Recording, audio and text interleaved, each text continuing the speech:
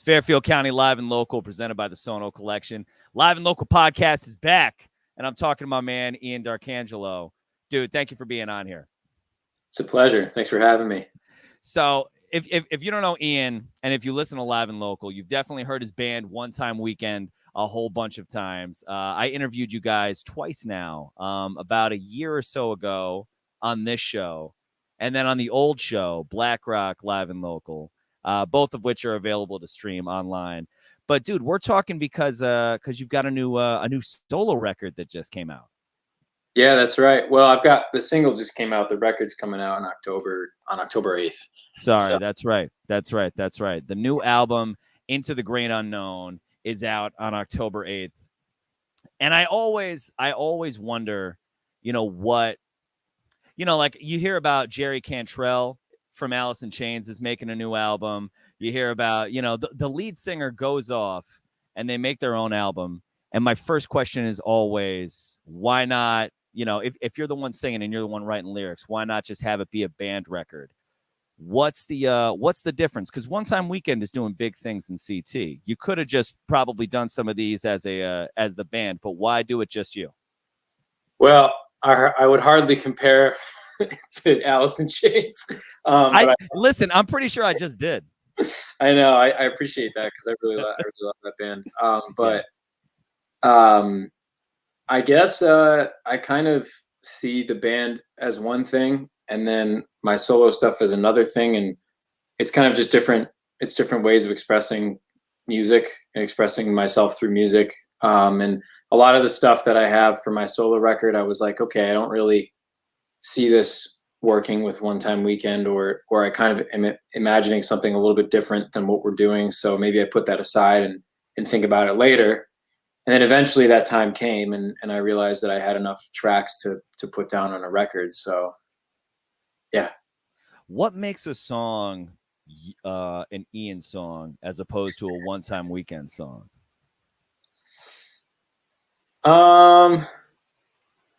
That's a good question. I think lately I've been writing music with the intention of playing it with a band. Like I'll write a song and I'll write, okay, like this part will be really good for Zach or Adam to play on guitar. But then if I write something and I think that it sort of strays away from that 4-piece rock formula, then I think that's when it becomes more of an Ian song, I guess you would say. Gotcha. Yeah, that in a nutshell, that's kind of what the formula is. So how early in the writing process do you start to make that determination? Like, hey, this is kind of feeling like a me thing, or this is kind of feeling like a band thing, or do you go into it with a certain intent? No, I think it's at the end. I guess, yeah. I don't know. That's a good question. I don't know if there's ever a singular way that it happens. Like I could go into it and say that this is just going to be for the band, or I could go into it thinking it's going to be for the band and then end up thinking, okay, like maybe not. You know what I mean? Or I'll bring it to the band and it won't sound like I could think it's supposed to sound. So I'll kind of like be like, all right, I don't want to do this anymore, and maybe put that aside and try a different song. So I guess it's kind of different every time. It depends on the song, really. Right. Well, I mean, listening to even just the first single that comes off of it, I mean, your voice, of course, is so prevalent in One Time Weekend material that I can hear the similarities, but there's definitely a difference. I know you're a big Mahali fan. Going back, I hear a lot of that influence that's in this single. And I know that the band gets very into prog. You guys have covered Rush phenomenally. And this sticks to a little more of a singer-songwriter thing. But what are as a songwriter, whether for yourself or with the band, what are the early influences for you? As a songwriter, yeah, I'd say that's tough. It changes all the time, but like I really enjoy the band Dawes. I don't know if you ever heard of them. They're from like LA, California, but they balance songwriting, like intimate lyrics, songwriting, and engaging music in one like nice package. Yeah. and they're really good. They're really fucking good. So Really? That's fine. We're online. Okay. All right.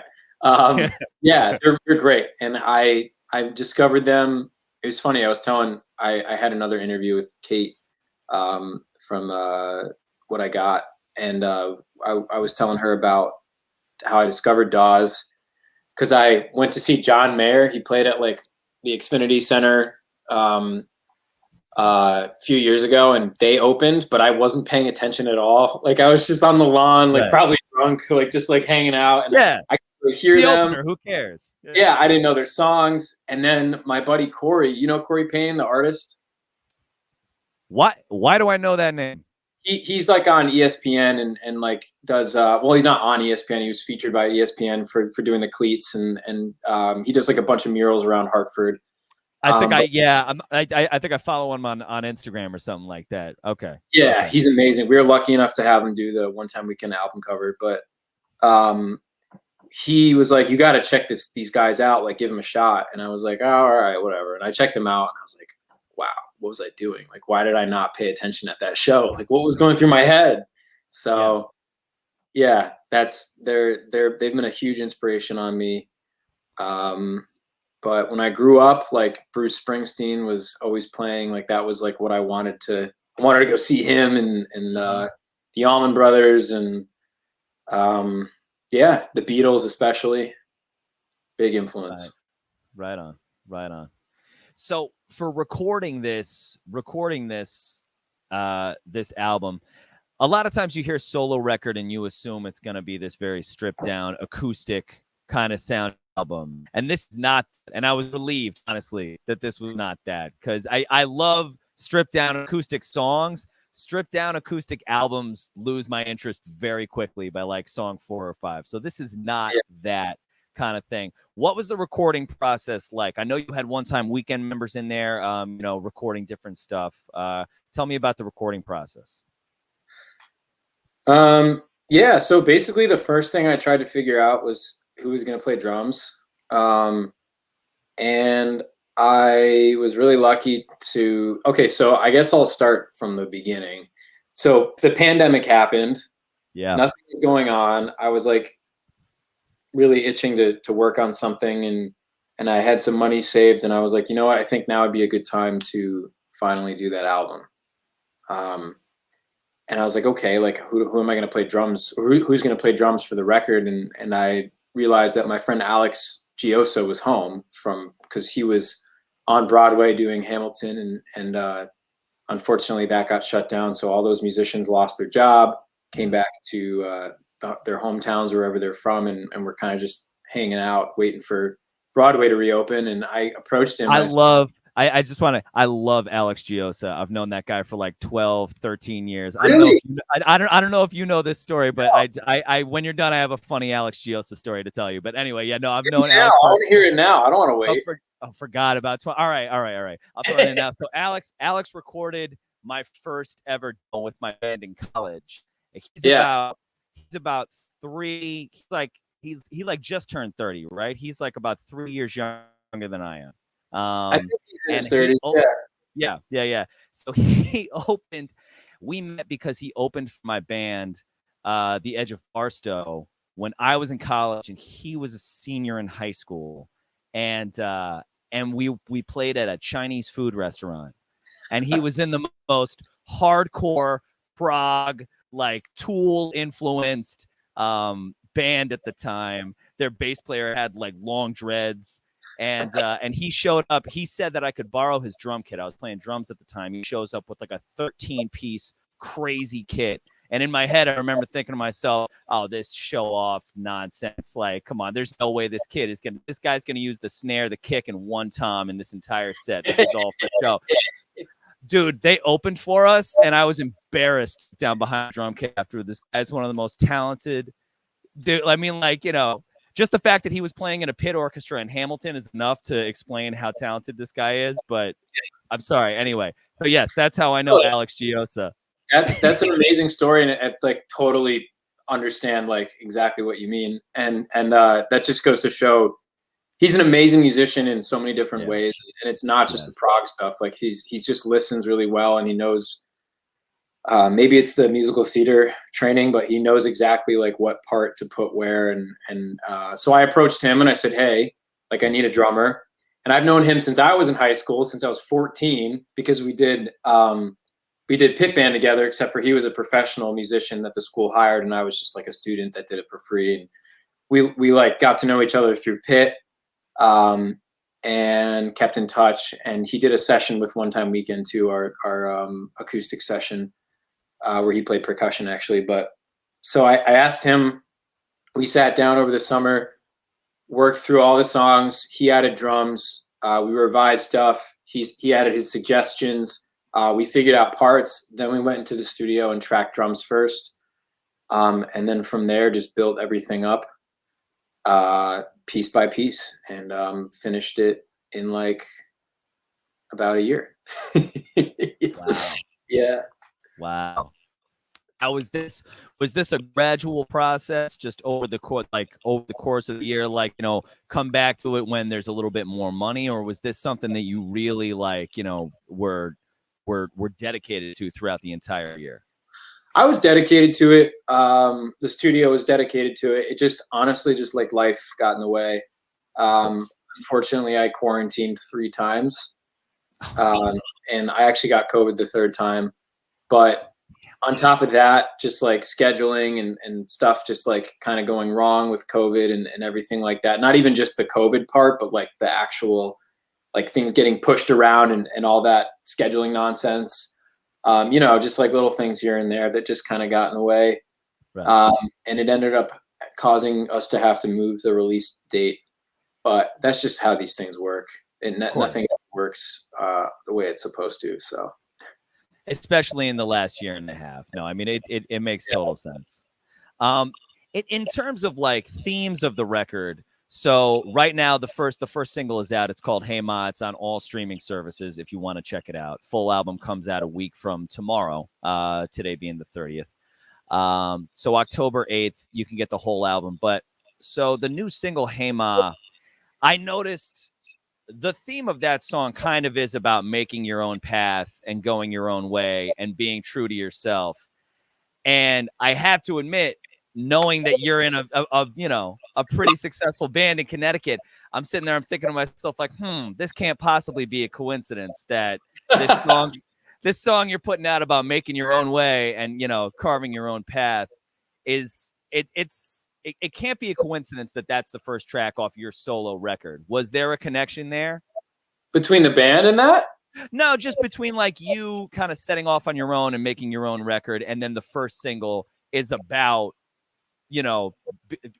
carving your own path and going out and doing stuff on your own. Yeah, that was kind of the idea behind it. I'm happy you picked up on that. I mean, yeah, it has nothing to do with the band because, like I said before, that what I'm saying is One Time Weekend breaking up, Ian. I hate those guys, man. They suck. All right, guys, come on in. It was, dude, don't play. Eggy did that to me a couple of weeks ago. There was literally they were hiding under the table and would just come up randomly. It wouldn't surprise me if they all showed up.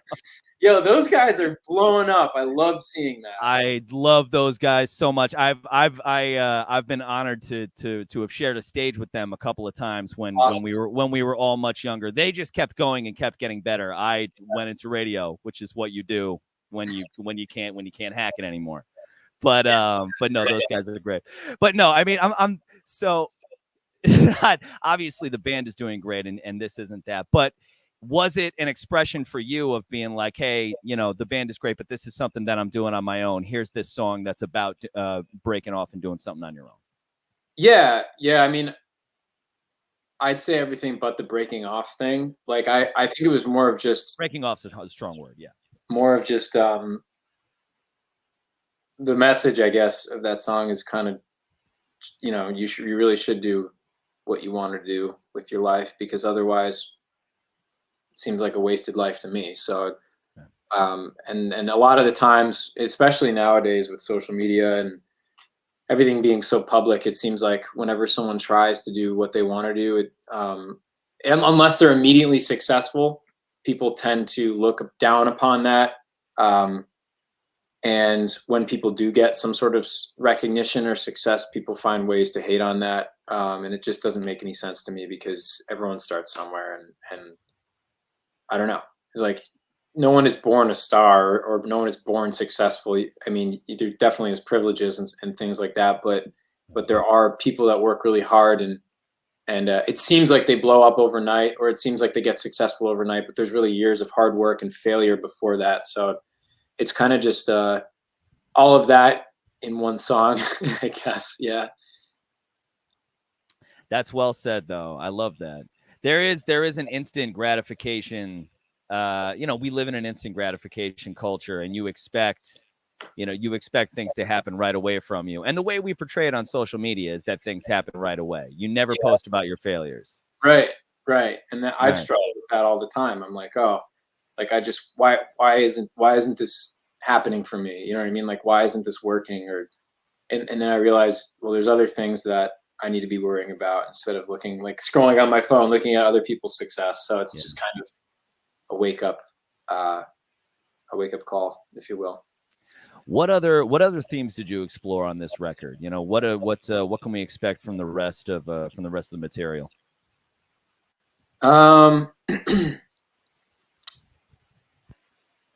Not politics. I stayed away from that. Okay. All right. I don't write about that. I don't know how, so I don't want to stay away from I get that. It's less stressful to just let other people do that. I totally get that. Yeah, that's true. I wrote a little bit about my childhood, just like memories and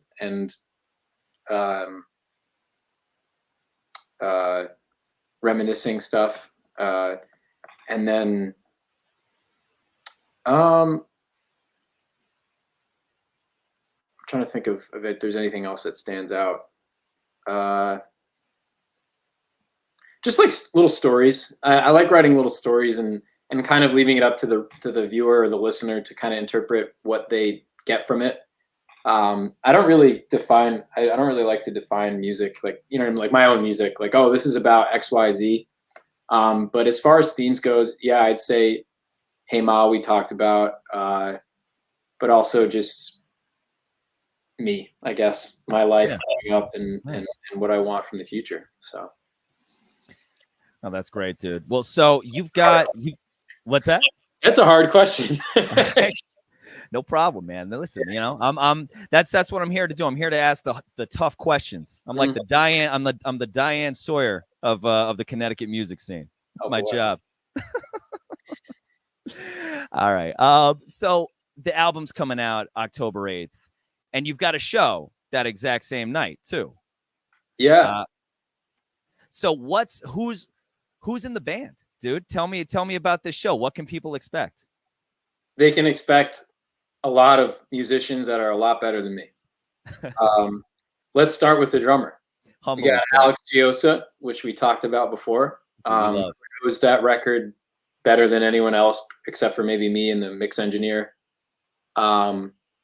We've got my friend Adam Aitan on guitar.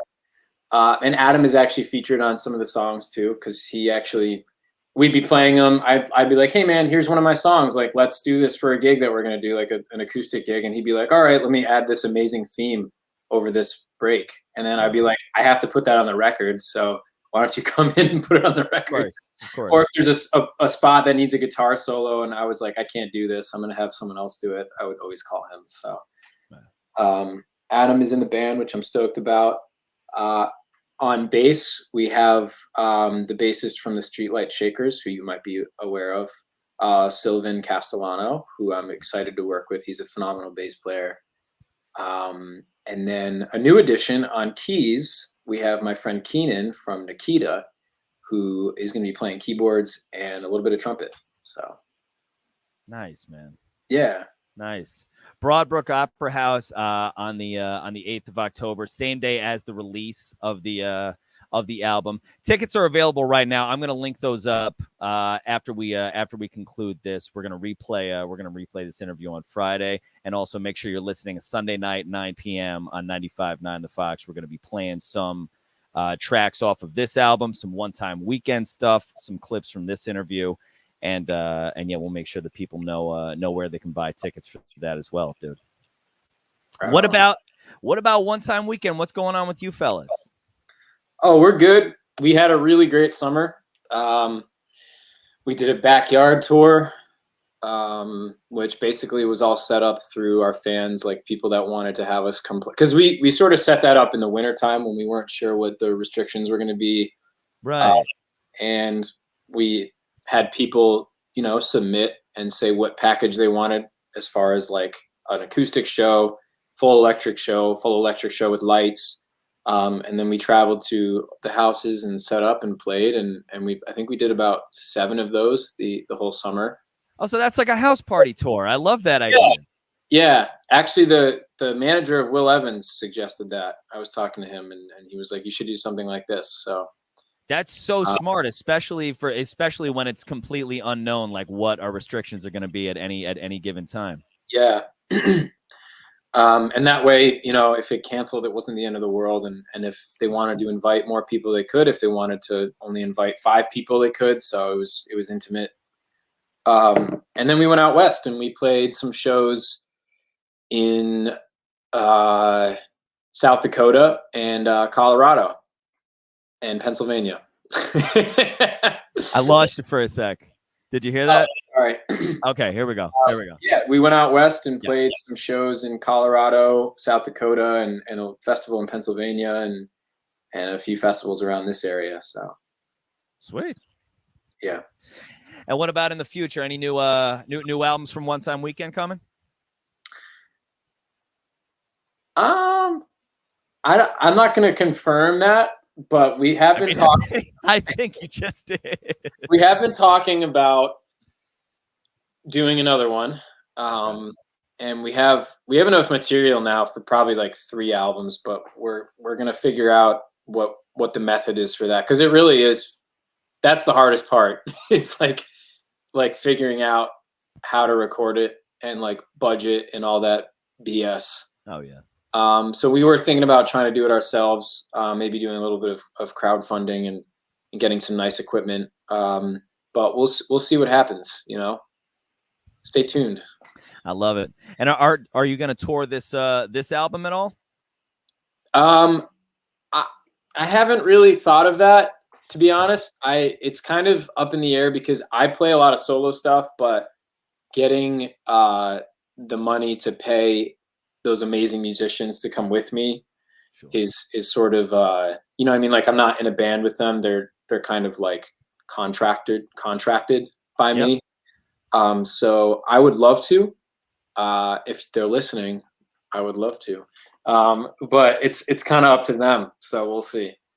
Gotcha. Well, see, so right there, that's all the more reason to buy tickets to the Broadbrook Opera House show on October 8th, coming up. Right. Not tomorrow, but next Friday. Yeah. And check out this new single, Hey Ma. It's on all streaming platforms right now. We're going to be playing it Sunday night at 9 p.m. on 95.9 The Fox for Fairfield County Live and Local. And the new album coming out also on October 8th, Into the Great Unknown. Ian, thank you, dude. Thanks for stopping by. It's always good to talk to you. It was a pleasure, John. Thanks for having me. All right, man. Stick around for a quick second. But yeah, if you want to listen, you can go to 959thefox.com. If you don't live in Fairfield County, Connecticut, Sunday night at 9 p.m. to tune in. Or if you're in Fairfield County, just go to 95.9 FM. Thank you for watching. Thank you for supporting live and local music in your community. We'll see you next time.